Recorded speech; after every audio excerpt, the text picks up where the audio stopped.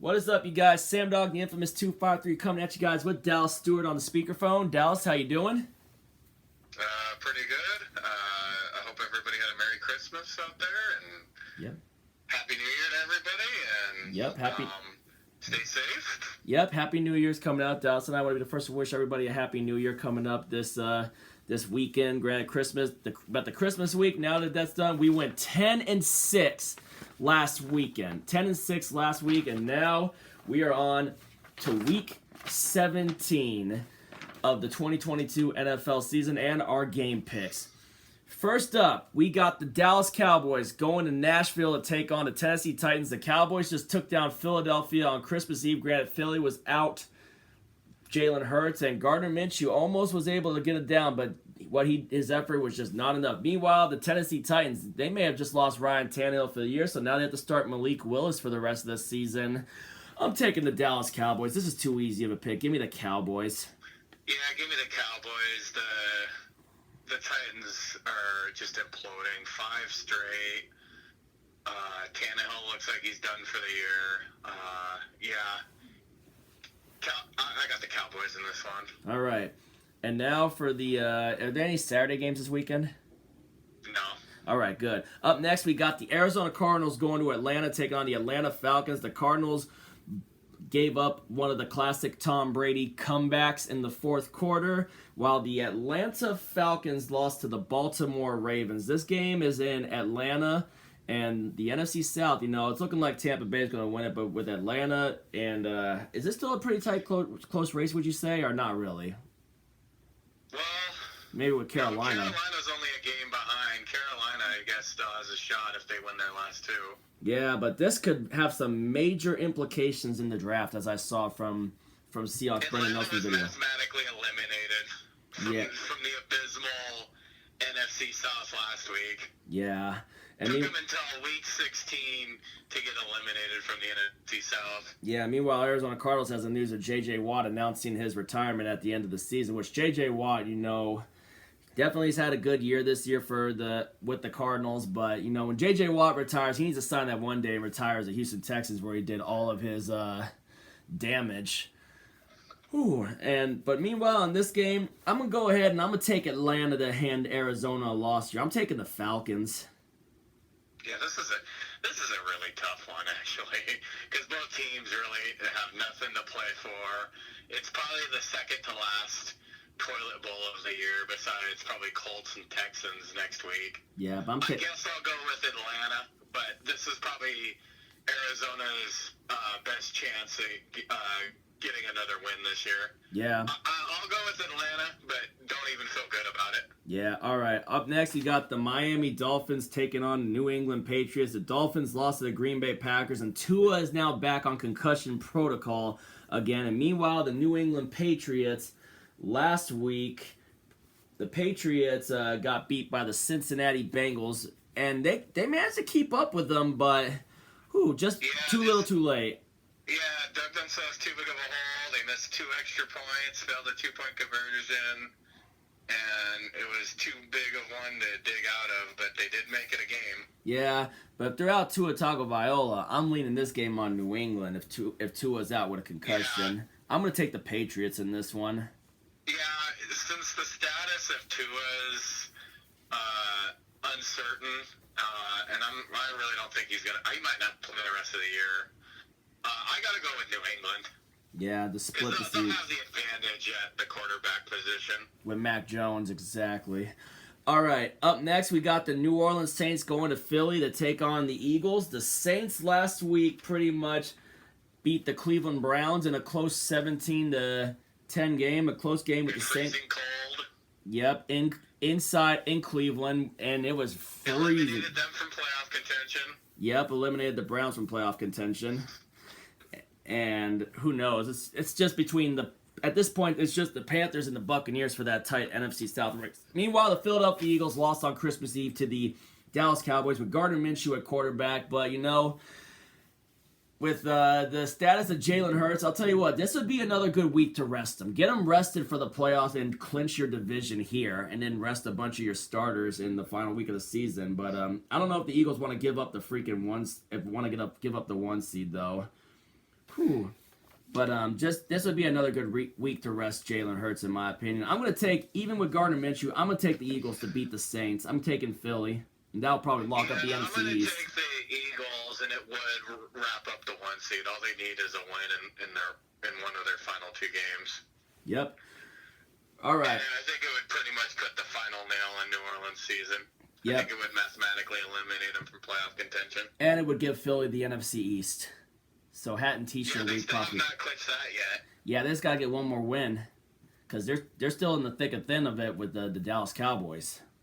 Yeah. All right, up next, we got the Indianapolis Colts going to MetLife Stadium to take on the New York Giants. The Indianapolis Colts got smashed by the Los Angeles Chargers 20-3 on Monday Night Football. Nick Foles threw 3 interceptions, and Derwin James had a dirty hit, which got him ejected from the game. Not that it even mattered, because the Chargers defense was just making life a living heck for Nick Foles the entire night. And meanwhile, the New York Giants last week, in a close battle, but then at the end, just wasn't enough to hold back Greg Joseph from a 61-yard game-winning field goal for the Minnesota Vikings.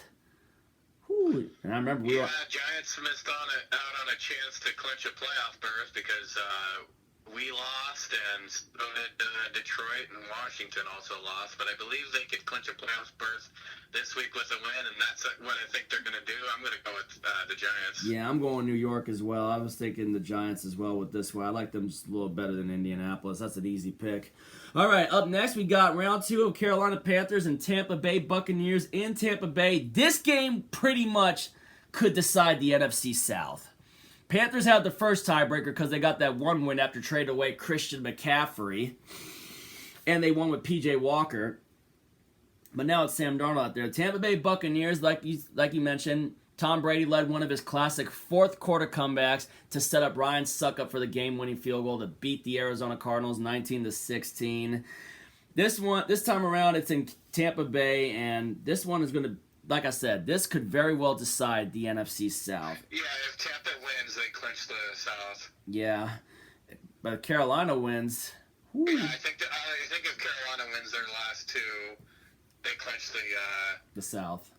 They clinch the South because they would be 5-1 in the division, with the only loss being to Atlanta. And last time these two teams played, Panthers really took it to the Tampa Bay Buccaneers. The week before I think that was a week before I went to Arizona. It might have been, yeah. It was like week 7 or week 8. Yeah, this is gonna be a tough one, man. Whew. But, I'm going to lean toward old man Brady. He usually doesn't... I mean, if he gets swept by the Panthers like he got swept by the Saints a couple of years from being in Tampa, I don't see him getting swept by the Panthers, but it could very well happen. But I'm going to lean towards Tom Brady on this one. I'm going to take the Buccaneers. Their defense is starting to play a little bit better now, and this time I think they'll be ready for Chuba Hubbard and Dante Foreman. Yeah, give me Tampa to wrap up the South.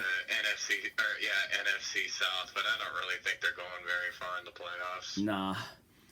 It's worth a shot this is kind of a shot in the dark here, but I mean, it'll be interesting to see. Carolina had a very impressive win last week. Yeah, they just destroyed the Detroit Lions. They put a huge dent into the Lions' playoff hopes last week. That they did. We totally whiffed on that one. Yeah. I really thought momentum was going to be on Detroit's side and they could handle their business, but no, Carolina's hungry for a chance at the South. And I wouldn't be surprised if Carolina wins on this one, but this was just a tough one right here, man. Yeah, I just got to favor the Bucs in this one and Tom Brady. Yeah.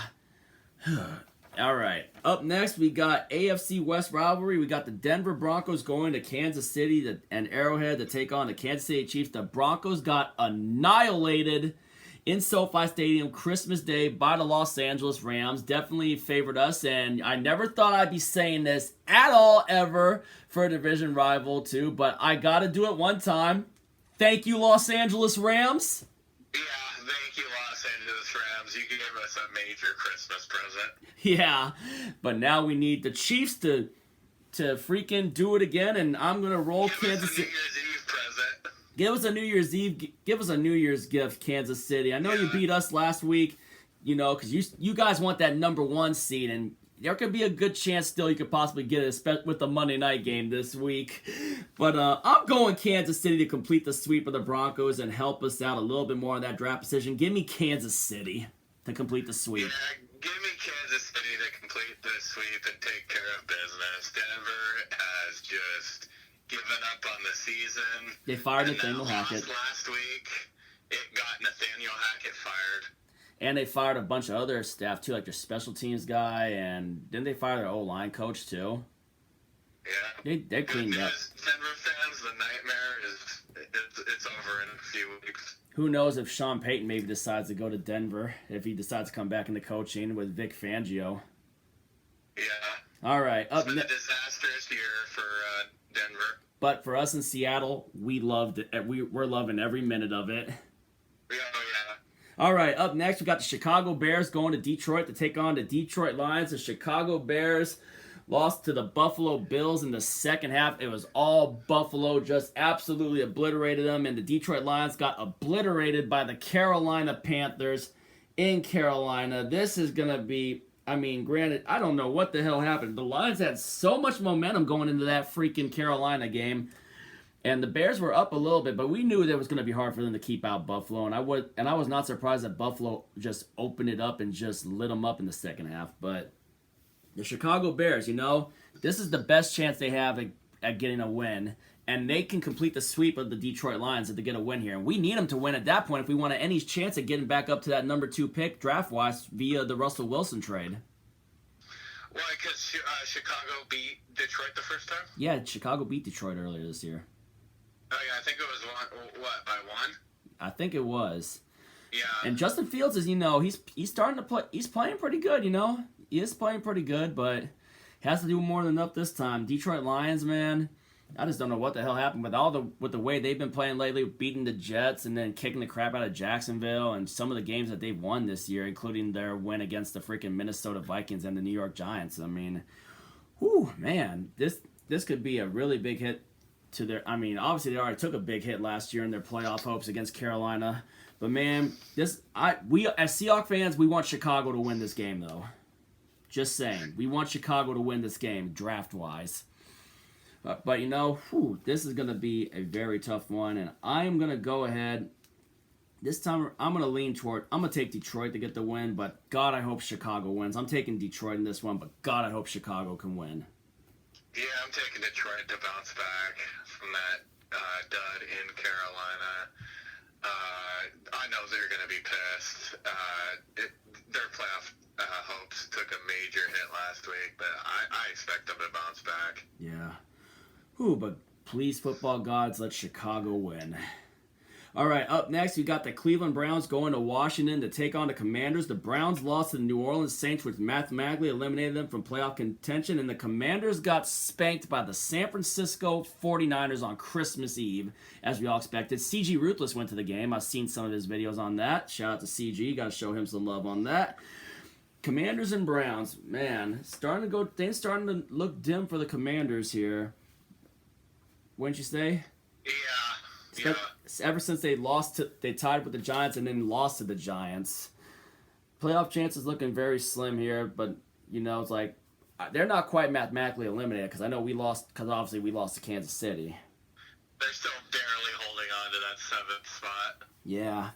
But unfortunately on that, I'm going to take the Commanders to get a win against the Browns here. I'm taking. Yeah, give me Washington. Cleveland just has nothing to play for. Washington still has more to play for. Yeah, they do.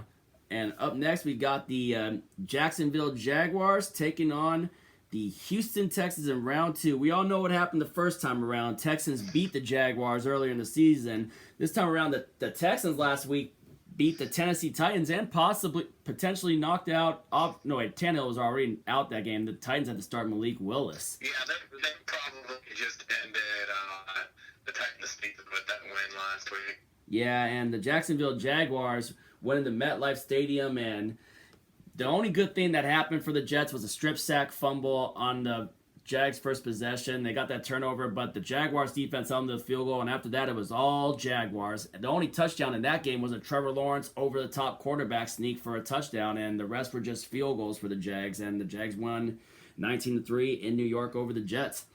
I'm taking the Jaguars this time over. I think the Jaguars will get revenge for earlier in the season on the Texans. They got something to fight for this time around. I'm taking the Jags. Yeah, I'm taking the Jags to get the split and get revenge on Houston for earlier in the season. They have their sights set on the AFC South title, and I think Doug Peterson should be in serious consideration for Coach of the Year. He's done a great job with that team this year. Granted, they did get whipped by Detroit earlier on, but yeah, other than that, he's done a really great job with them. And Trevor Lawrence is having a good year. Yeah, big time, especially after that win against the Cowboys. Yeah. All right, up next, we got the San Francisco 49ers going to Vegas to take on the Las Vegas Raiders, formerly a Battle of the Bay, but now obviously the Raiders being in Vegas. The Raiders last week were pretty much, they lost, they had a little lead, but then they blew another lead to the Pittsburgh Steelers, and the Steelers ended up winning on Christmas Eve for Franco Harris, a day after the 50th anniversary of the Immaculate Reception. Rest in peace, Franco Harris. It's sad that he died just 2 days short of what would have been what was the 50th anniversary. Just saying, you know. So R.I.P. to Franco Harris, Hall of Fame running back, and well, in a way, glad the Steelers were able to win that game for Franco, especially with how much they honored him during this past weekend. Yeah. And 49ers obviously kicked the crap out of the Commanders, as we mentioned earlier. They're trying to. The Raiders are on the brink of elimination. Yeah, and I think they're gonna get eliminated. The Niners are pretty much fighting for the for a high, trying to get up in that 2 seed, competing with Minnesota for the 2 seed, or trying to get up a higher seed potentially. We'll see what happens with that, but I'm leaning 49ers in this one. Yeah, give me the 49ers. They're just rolling right now. All right, up next, we got our game. We got the New York Jets coming to Seattle to take on the Seahawks. We have the potential to complete.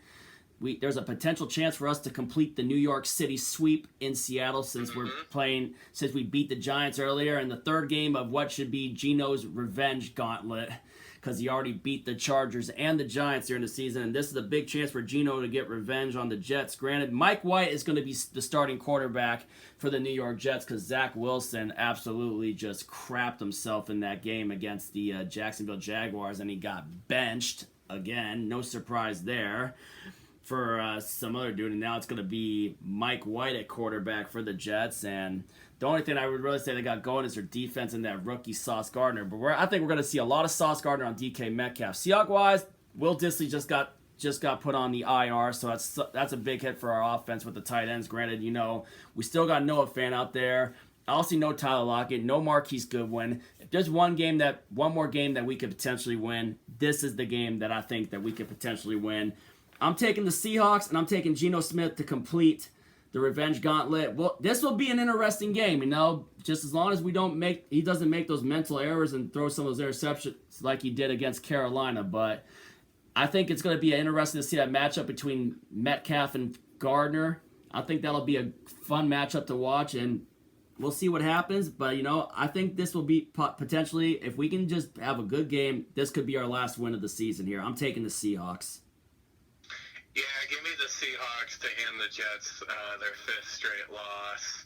But this is going to be an interesting game because the Jets are desperate for a win, and we're also desperate for a win. Anything could go, but I favor the Seahawks a little bit more. And it would be great to see. And if we win that, then we would complete the New York City sweep because we would beat both the teams out of that represent New York City. And we'd have a chance for a winning season. Yeah.